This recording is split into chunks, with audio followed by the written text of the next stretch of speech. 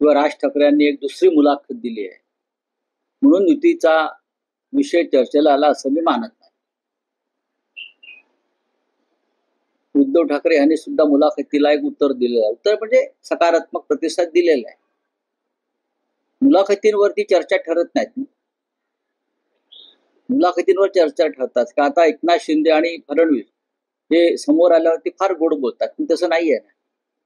मिठ्या मारतील, बाजूला बसतील, एकमेकाकडे बघून नेत्रपल्लवी करतील, पण प्रत्यक्षात तसं चित्र आहे का?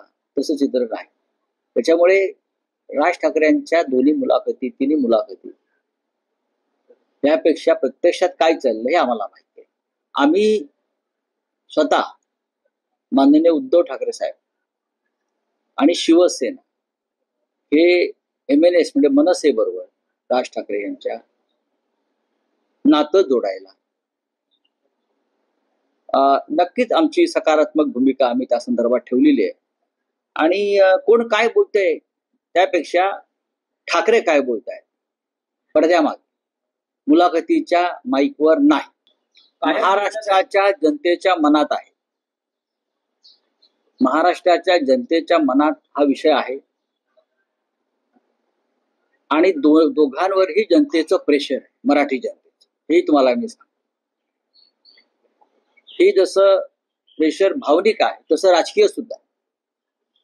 मराठी माणसाला मुंबईवरती आपला अधिकार कायम ठेवायचा असेल, हक्क ठेवायचा असेल आणि ईस्ट इंडिया कंपनी सुरत कंसा private limited proprietored by Amit Shah, Devendra Fadnavis, Narendra Modi वगैरे वगैरे सगळे आणि त्यांचे इतर बाकी शेअर होल्डर्स मुंबईतले, त्यांच्या जबड्यातून मुंबई वाचवायची असेल तर मराठी माणसाला सर्व काही विसरून एकत्र यावं लागेल.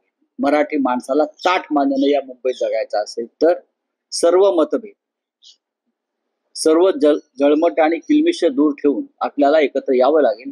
ही शिवसेना पक्षप्रमुख उद्धव ठाकरे यांची अत्यंत महत्वाची भूमिका आहे.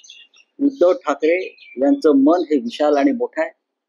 त्यांनी आम्हाला सांगितलेलं आहे, आम्ही चर्चा केलेली आहे, माझी कालही चर्चा झाली आणि आपण या संदर्भात सकारात्मक पाऊल टाकायला हरकत नाही. ही भूमिका आमचे पक्षप्रमुख शिवसेना प्रमुख बाळासाहेब ठाकरे यांचे सुपुत्र, ज्यांनी मराठी माणसासाठी शिवसेना स्थापन केली, ते माननीय उद्धव ठाकरे यांची ही एकदम मनसे आणि दिलसे भूमिका आहे. मराठी माणसाचं अहित होता कामा नये. मराठी माणसाच्या मनामध्ये काही योजना असतील, काही इच्छा असतील तर त्या पूर्ण करण्याच्या संदर्भात आपल्याला मागे हटता कामा नये. तीच माननीय बाळासाहेब ठाकरे यांना मानवंदना ठरेल. CEN न्यूज, देश प्रदेश की ताजा तरीन खबरों के लिए CEN न्यूज को सब्सक्राइब करें और रहें पल पल की खबर से हर पल बाखबर.